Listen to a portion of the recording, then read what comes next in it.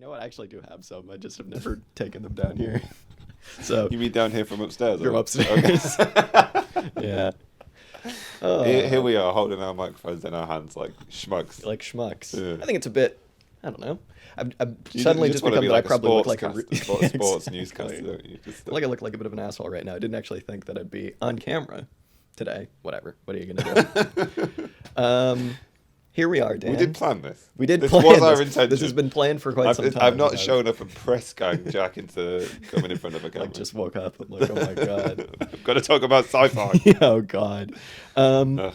Well, here we are, Dan. Another week. Things are going well in the world and in the universe. And Hopefully somewhere in the universe things are going well. exactly. Somewhere things are probably on the up and up. And so we figured we got all this going on. You know, we got environmental crises. We got war in Europe for the first time since very recently. Got a lot of stuff going on. You know, where's the left at the moment? So we figured we'd talk about some science fiction. Yeah, exactly. Yeah. Relevant topical topics. Topical topics. Necessary conversations that people seem not to be having for some reason. Yeah, exactly. I know. We're focusing on things like the Ukraine and whatnot. Michael Moorcock. Yes. I think we're going to talk about. We're going to talk about a short essay that he wrote for Some Anarchist Rag titled Starship Stormtroopers. Oh, I didn't know that was the title. Yeah. Good title. Yeah, very good. First impressions, rocked. Michael Yeah. Moorcock rocks, and this was very refreshing. What'd you Yeah. think? Yeah. It was very good essay. He has a lot of shade to throw. It's pretty that- much is that the right it's phrase? like pretty much just shade. Yeah, It's yeah. like 99%. This guy sucks. This guy It's sucks. just like he's clearly writing in some kind of very articulate, frothing rage. I'm not entirely sure what has set him off. Maybe Yeah. it's just like half a lifetimes of interactions with Yeah. Geeks. the geeks and the sort of Nerds. sci-fi establishment in general. Yeah, he's writing in the late 70s, isn't he? Yeah, yeah. And it begins as a sort of general rage at the quality and the political tenor of sci-fi writing up until that point, and particularly how a lot of it is somehow mistaken for being radical or anti-authoritarian in some ways, particularly Yeah. by people who ostensibly hold left-wing politics, who then seem to celebrate who are his particular bugbears. Heinlein. Yeah, Heinlein. Yeah, all these guys. I mean, it's funny. That's the thing that pisses him off the most, right? Is that like, it's not that people are calling this type of reactionary paternalist literature utopian and radical. It's that radicals are calling it radical. And Yeah. it's like, Yeah. what are you talking about? And it's very refreshing, I think, because a long time ago, real auxiliary statement heads will remember, we did some cultural theory, one of our first episodes.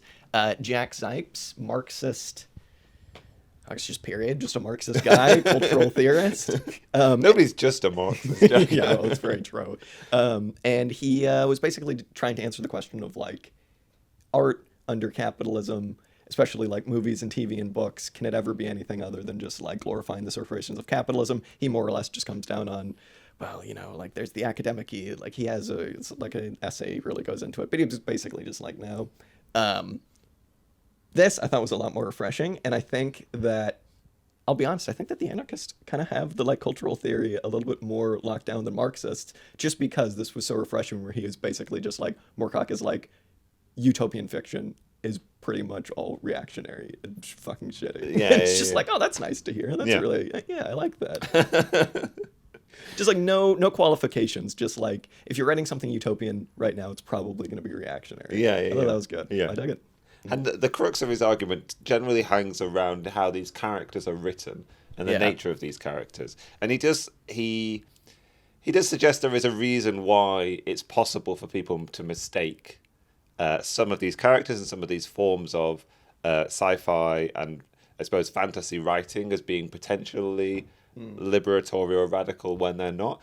And it mostly hangs around the romance of the characters and the sort of nature of their, I suppose, heroism, but one might also say like rugged individualism. Yeah, exactly. Yeah.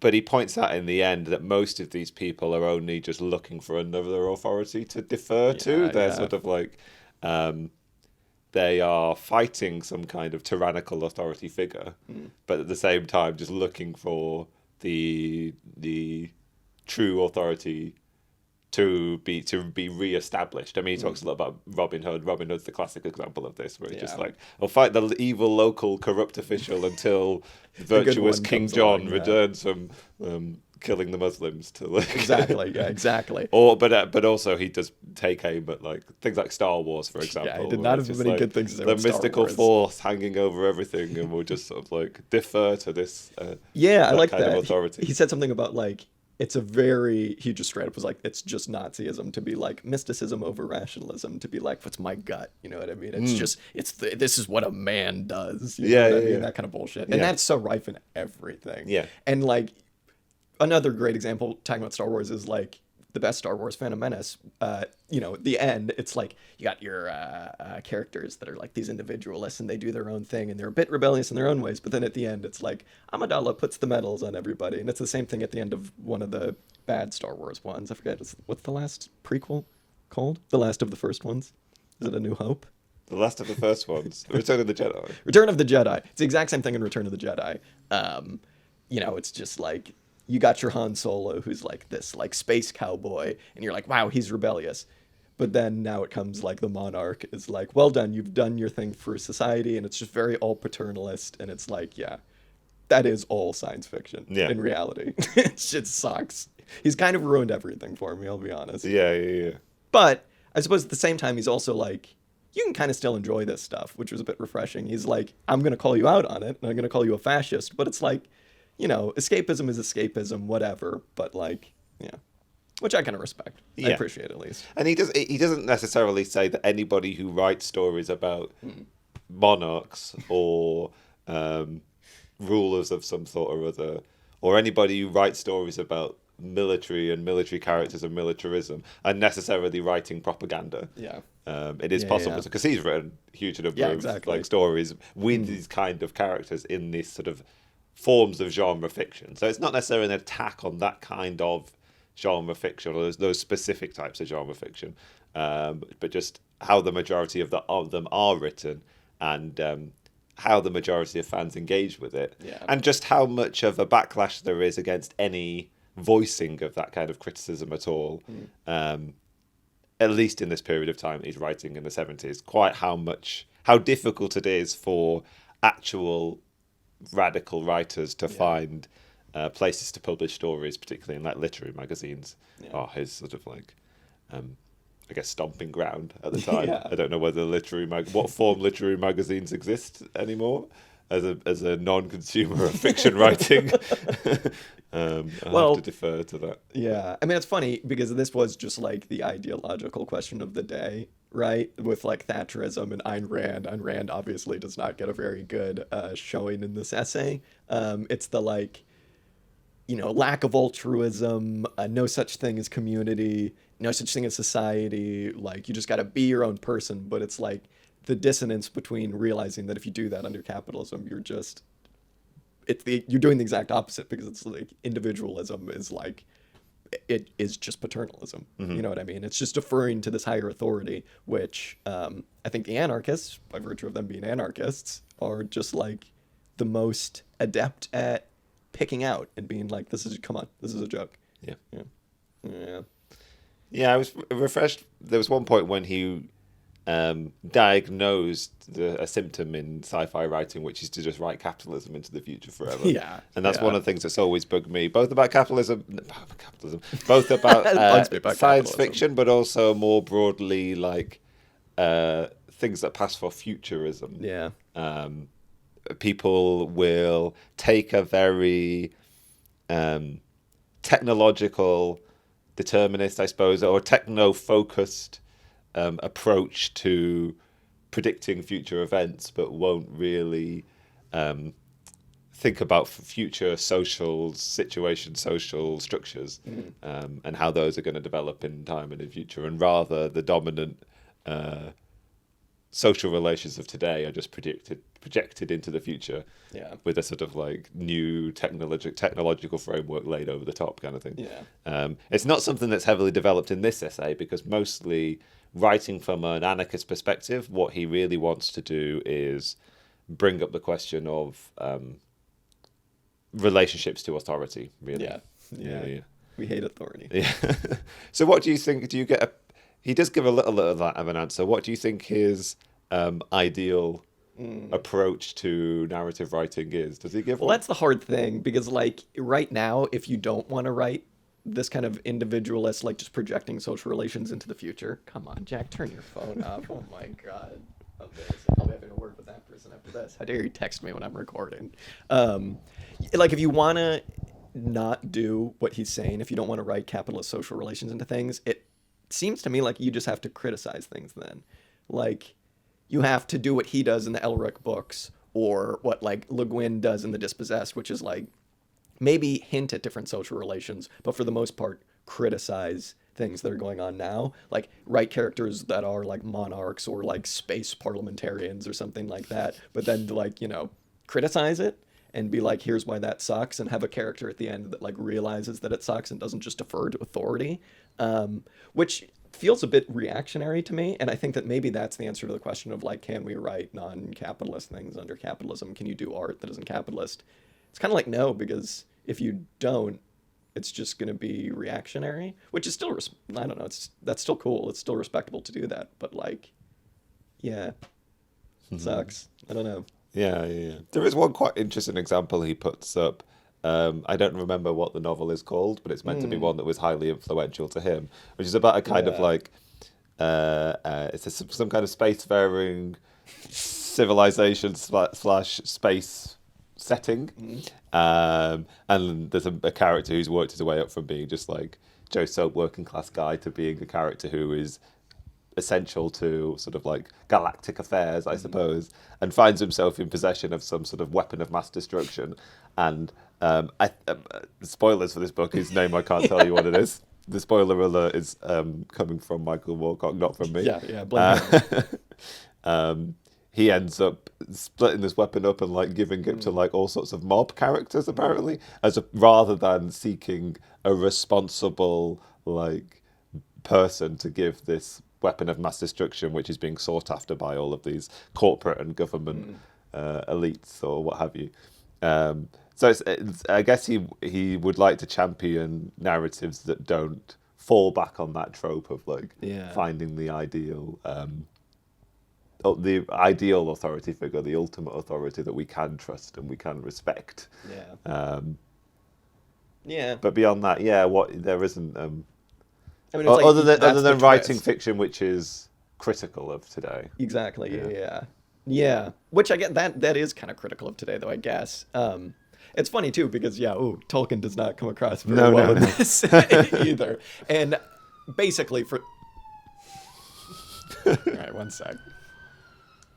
Thank you. Basically for the reason that it's fairly easy to see when you read Tolkien. It's entirely backward looking. It's middle class. It's Tory-esque. It's wish we could go back to the good old days when just after the enclosures. Those were the good old days. Somewhere after the enclosures, but before the steam engine, perhaps. That's like the best time ever. And it's funny because like he's basically saying, to the extent that people like Tolkien, I guess just for fantasy, are writing utopia, it's entirely backward-looking and reactionary. And he says the same thing about William Morris, which I thought was pretty funny. It's basically just one sentence, write William Morris off as backward-looking and old-fashioned. And it's just like, damn, like I thought all left-wing people liked William Morris. But it's just like, it's the exact same thing, looking back to the past. We had ideals that were great instead of like, what about something else? What about something different? It's not that we've lost something. It's that we need to like make something new, right? So, And it's refreshing coming from an anarchist writer. Obviously, a lot of anarchists don't want to hark back to some kind of ideal scenario, but there is a strain in anarchism, which is that, I think. The good strain, the primitive strain.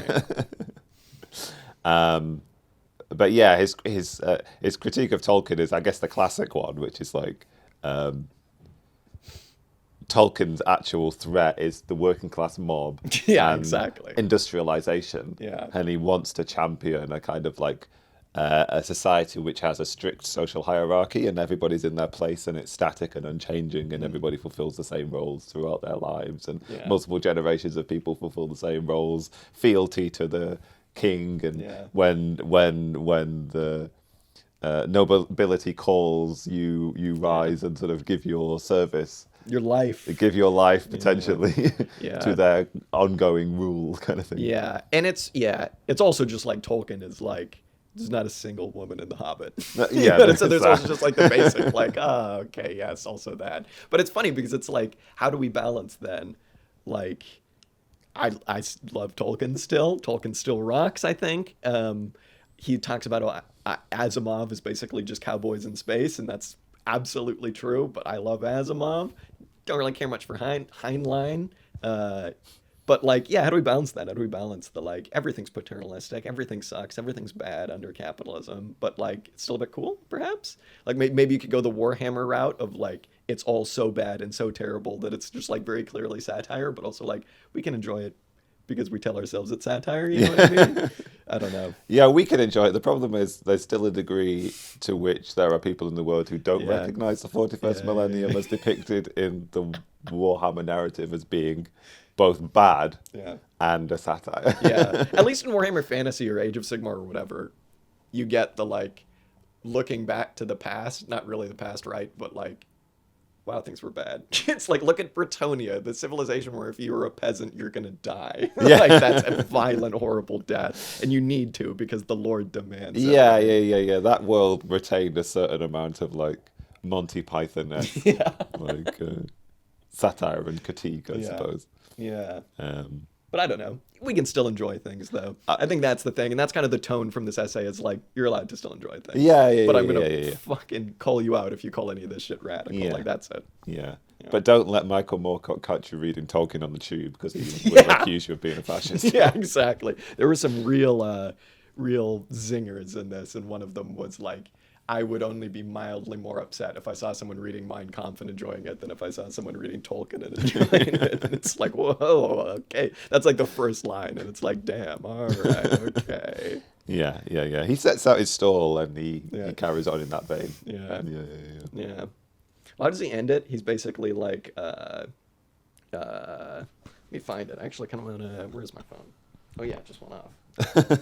Oh, yeah. This rocks. He says, next time you pick up a Heinlein book, think of the author as looking a bit like General Eisenhower. Or if that image isn't immediate enough, some chap in early middle-aged, good-looking in a slightly soft way, with silver at the temples, a blue tie, a sober three-piece suit, telling you in a quiet smile that Margaret Thatcher cares for individualism and opportunity above all things.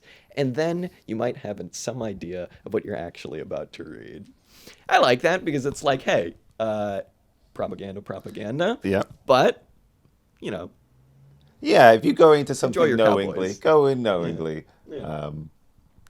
Know what you're getting yourself in for. And as you can come out with your enjoyment intact, I guess. Exactly. Which is all that we want to achieve, really. We just want to maintain your enjoyment. It's escapism. He talks about escapism a bit as just being like, yeah, escape. That's all good. Don't worry about it. And I think that's kind of what puts me off about a lot of the like Marxist cultural theory, like capital M Marxist stuff, is that it's like all of this stuff is just bad. The Marvel movies are the worst thing of all time. And it's like, yes, but also like no one is ever going to listen to you if you go around being like, you enjoyed the new Ant-Man, you fucking piece of shit. Like, yeah, I don't know. Let people enjoy things because things are fun. You know what I mean? Yeah. I suppose it does raise a question, like how is one to engage with those kind of like cultural products? Like, is it just a mild critique? Is it like discuss them on the same level that people are enjoying them, or is it try to add in a certain amount of critique whilst maintaining a certain acceptance that these things are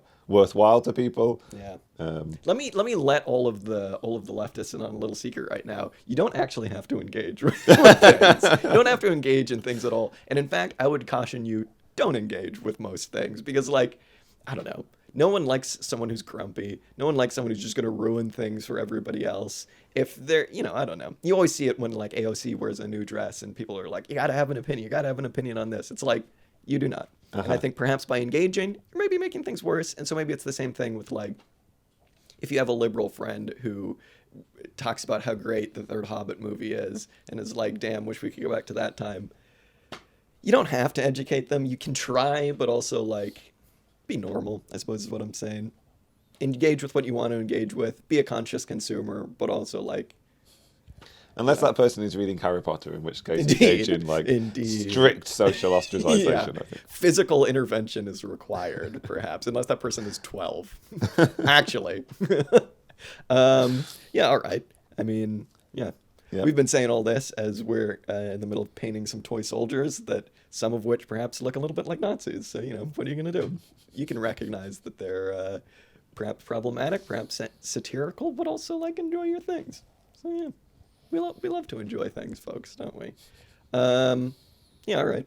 Yeah. I don't really know. This podcast strictly endorses The Moorcock line. Oh, right, okay. Oh yeah. Warhammer 40K, which actually is not satire, just so we're all clear. That's good. It's a good thing. It's actually good. It's actually good. Just take the side of the orcs. Yes, exactly. Thank you, Dan. Or the Corn Fellows. Oh, yeah. Yeah, the Moorcock line. The Moorcock line on pop culture. Enjoy, but suck. It sucks. It's all bad. It's all bad. Read the Michael Moorcock. Very, very good. He has another essay where he pretty much just talks about Tolkien and fantasy called Epic Pooh. Because he makes the point that all of Tolkien's stuff is just like Winnie the Pooh, and it's just this goddamn bunch of bullshit. That one's great too. Michael Moorcock still alive. Oh, really? Yeah. Okay. We should get him on the pod. Oh, definitely. Also played with Hawkwind, which is pretty fucking cool. Yeah, it's Okay. what was going on in the 70s. I don't know, but we should return to that. We should return. Yes, exactly. Harken back to the 70s. When things were good. We can all join a Maoist party or something and go. Yeah, I don't know, do whatever Maoists do. Cool. Go into the hills. Go into the hills. Yeah, indeed. I attempted a while ago to read that Frank Bardacchi verso book on Cesar Chavez, which is 1,000 pages or whatever. And he basically talks his history with left politics was yeah, I did a little bit of the whole going to the people thing back in the day where he was just maybe not a Maoist, but Maoist adjacent, was I should get a job farming, being a farmhand. And he went on to one of these massive strawberry farms and was just dead after 2 hours. So maybe don't do that. But, Yeah. This episode is approving of anarchists more so than Maoists, which is a first for me. Yeah, because usually I'm much more on the side of the Maoists. You know what I mean? I should be careful with that because, as I told you recently, someone actually took me seriously and was like, yes, I heard that you're a third worldist. And I was like, what are you going to do? All right. Yeah, this is a particular brand of satire which no one can discern. Yeah, exactly. They're I think they just don't know what they're talking about, in fact. Cool. Well, this has been great. Read some Michael Moorcock. And only Michael Moorcock, because he's the only one, according to him, that's got it figured out. Yep. And devote your lives to the worship of the God Emperor. Yes. Also that.